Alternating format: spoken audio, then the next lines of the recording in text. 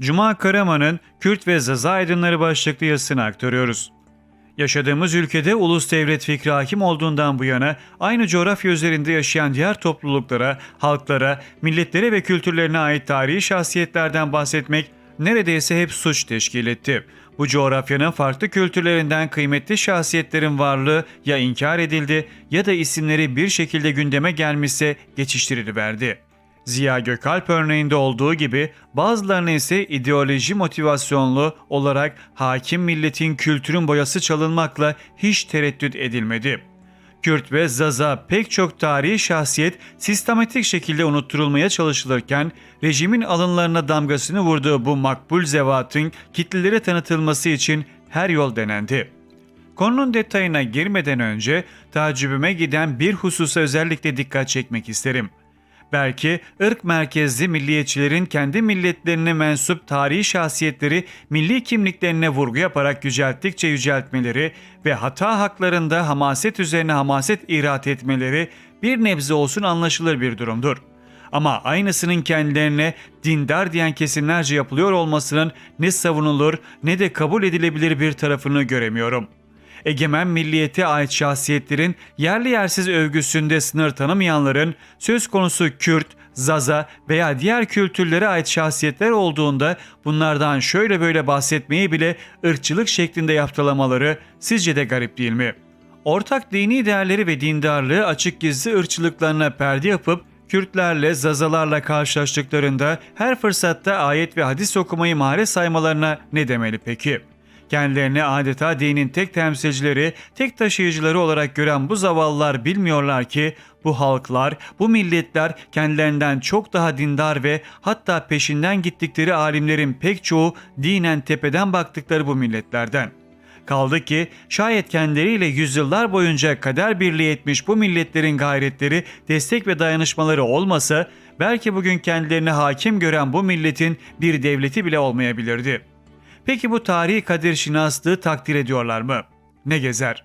Mevzu bu milletler olduğunda konuyu hemen Ekrat kardeşimizdir deyip geçiştiriyorlar. Hepsi bu kadar. Ama burada da ciddi bir hinlik yapıyorlar.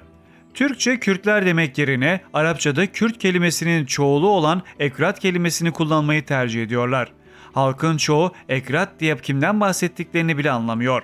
Şüphesiz ki bunu bilinçli bir geçiştirme yöntemi olarak yapıyorlar, yoksa Kürtlerden Ekrat diye bahsettikleri her yerde Türklerden de Etrak diye bahsetmeleri gerekmez mi? Öte yandan hiçbir terör örgütünü içinden çıkmış olduğu milletle özdeşleştirmezken ve o milletlerden gerekli saygıyı esirgemezken bir terör örgütünü gerekçe kılıp Kürt ve Zaza milletlerinden bahsetmeyi neredeyse terörle eşdeğer görüyorlar.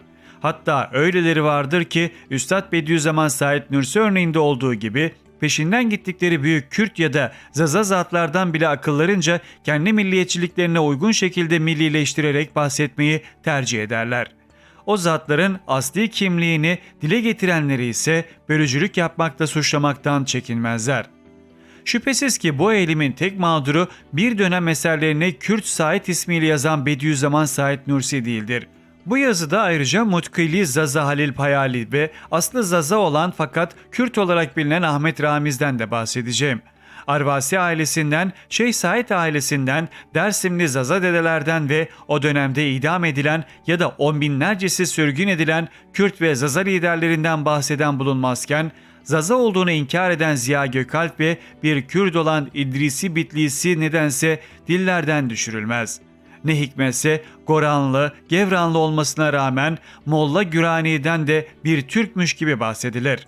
Emir Saadettin Köpek'in Zaza olduğunu da kimse gündeme getirmez. Anadolu Selçuklu Devleti'nin önemli bir devlet adamı ve baş mimarı olan bu şahsiyetin ismi o dönem iltifat sayılan irileşmek, kabarmak manasında kullanılan köpmek fiilinden türetilmişti. Saadettin Köpek'in Konya'ya 22 kilometre mesafede yaptırdığı Zaza Dinhanı oldukça meşhurdur. Nasıl katledildiği hakkındaki şaibeleri ise burada girmek istemiyorum. Bu seri yazıda merhum Abdurrahim Zapsun'un ve merhum Musa Anter'in hatıratlarında bahsettikleri bazı diğer şark ulemasını ve aydınlarını da yad etmeye gayret edeceğim. Malum olduğu üzere Zapsu, Sibirya esirliği sırasında Bediüzzaman ile birlikteydi ve bu tutsaklıktan beraber firar etmişlerdi. İstanbul'da ikamet eden Zapsu, Ape Musa olarak bilinen merhum Musa Anter'in de kayınpederiydi. Ape Musa anılarında Bediüzzaman'ın İstanbul'da Zapsu'nun evini ziyaretinde yaşadıklarından detaylıca bahseder. Anlattıklarına göre Bediüzzaman henüz oldukça genç olduğu halde çekinmeden söze giren Anter'e Kürtçe "Evladım gel şöyle yanıma otur" diye mukabelede bulunur. Anter gidip yanına oturunca Bediüzzaman da elini onun boynuna sarar, öper ve Kürtçe şunları söyler kendisine: "Evladım daha çocuksun, bilmiyorsun ben ne yapıyorum. Oku ve ilim öğren." Bediüzzaman'ın ilk eseri olan İki Mektebi Musibet'in şehadetnamesini 1908'de matbaalarında basanlar da Ahmet Ramiz ve Halil Hayali Beyler idi. Bu eserde Bediüzzaman Halil Hayali'den sitayişle örnek alması gereken onurlu ve şerefli bir kişi olarak bahseder. Eserin takdim yazısını da Ahmet Ramiz Bey yazar. Bediüzzaman vefat edince Kürt, Zaza ve Arap milletlerinden kalabalıklar Urfa'da cenazesinde bir araya gelirler. Zaza avukat Faik Bucak ve arkadaşları hukuki işlemlerin halledilmesinde yardımcı olur. Osmanlı'da da Kürdistan olarak adlandırılan bu coğrafyada Ahmedi Hani, Fakih Tevran, Melaye Ciziri gibi pek çok alim ve bilge zat sadece Kürtlere ve Zazalara değil farklı birçok halka asırlarca ışık olmuştur. Bu coğrafya nice tarihçi, fıkıhçı, botanikçi, tıpçı ve zanaatkar yetiştirmiştir. Ama gelin görün ki bugün pek çoğunun adlarının bile anılmasından çekinilir. Cuma Karaman'ın Kürt ve Zaza Aydınları başlıklı yazısını aktarıyoruz. Değerli ve kıymetli okuyucularım, niyetim yazılarımda bir milleti yüceltmek, başka bir milleti yermek değildir. Ülkemizin en büyük ve en önemli hale gelmiş bir probleminin yıllarca yapılan ihmal ve inkar politikalarına dikkatleri çekmektir. Doğrusu bu ceberut sistemden sadece Kürt ve Zaza milletleri zulüm ve mağduriyete uğramadılar. Bu sistem kendi öz milletine ve diğer birçok milletlere de acı dramları yaşatmıştır. Bunu ifade etme zarureti şundan dolayı hasıl oldu. Bu seri yazılarımda dile getireceğim gerçeklere tarafsız bakılıp okunmasını ve burada niyetimin asla bir ideolojiyi kabul ettirmek ve savunmak olmadığını ifade etmeyi saygı ve sevgilerimle bilgilerinize arz etmek isterim. Geçmişten günümüze fikir ve duruşlarıyla içinden çıktıkları Kürt ve Zaza halklarının üzerinde ciddi müteessir olmuş bazı Kürt ve Zaza aydınlarının kısa özgeçmişlerini ve mücadelelerini dile getirmeye çalıştığım bu serinin ikinci yazısında Osmanlı'nın son yılları ve Cumhuriyet'in ilk yıllarında etkili olmuş bazı şahsiyetlere değineceğim. Bu şahsiyetlerin ve yakınlarının maruz kaldıkları baskıları, zulümleri, tehcirleri konu edineceğim. Bugün hala pek çok insan Kürtleri ve Zazaları okumamış, eğitimsiz ve cahil gördükleri için Kürt aydınlarından bazı önemli şahsiyetlerin hayat hikayelerinden kısaca bahsedeceğim. Bu minvalde serinin ilk yazısında bazı isimler zikretmiş ve merhum Abdurrahim Zapsu'nun Bediüzzaman Said Nursi ile birlikte yaşadığı Sibirya esaretinden bahsetmiştim. Dondurucu Sibirya kamplarında esaret altındayken Zapsu boş durmamış, yazılar ve şiirler de kaleme almıştı. Bu bölümde ise büyük bir Kürt aşireti olan meşhur Bedirhan Bey'in ailesinden kısaca bahsedeceğim. Bedirhan Bey, Osmanlılar döneminde hem yurt içinde hem de yurt dışında çok etkin roller almış güçlü bir şahsiyetti. Botan başta olmak üzere Mezopotamya'da adına hutbe okutan, sikke bastıran bir beydi. Çok geniş bir aşiret olan Bedirhaniler, bölgedeki yönetim bakımından Kürtler adına en etkili hanedan olmuştu. Bu aşiretin diğer önemli özelliği ise bölgede yaşayan diğer etnik gruplarla yakın akrabalık ilişkisi içerisinde olmaları ve Kürt kültürü üzerinde büyük etkilere sahip olmalarıdır. Mesela halen kullanılan Kürt alfabesi Celadet Ali Bedirhan tarafından hazırlanmıştır. Bedirhan aşiretinin tarihsel ve toplumsal niteliklerini Musa Anter'in hatıratından takip edebiliriz. Anter'in Bedirhan Bey'in en küçük oğlu Bedirhan Raşim Murat Bey'in ağzından anlattıkları şöyle. Bedirhani ailesi maalesef üçe bölündü.